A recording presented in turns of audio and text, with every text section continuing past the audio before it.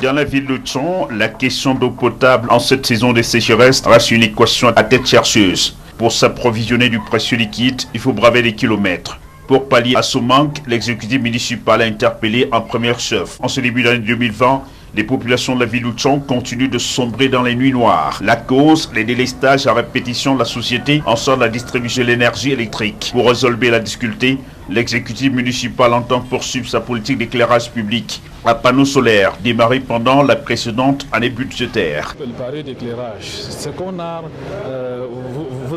vous avez sur le terrain, c'est un projet d'amorce.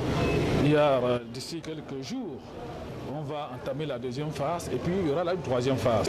Nous avons cet ambitieux projet, n'est-ce pas, d'éclairer Tchang, n'est-ce pas, la nuit.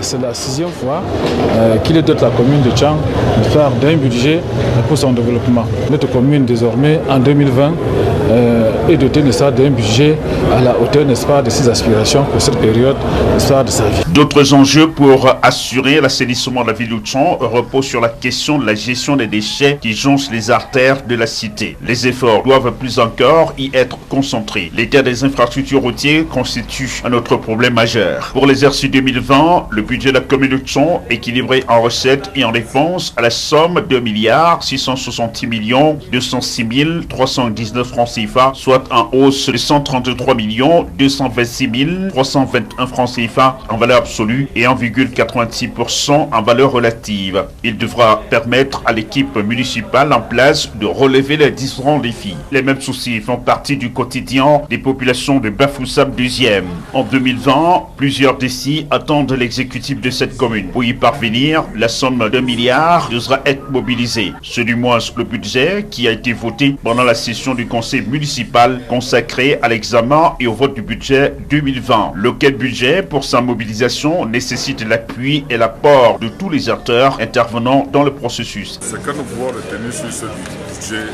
c'est un budget qui va aider à améliorer le cadre et les conditions de vie de nos populations.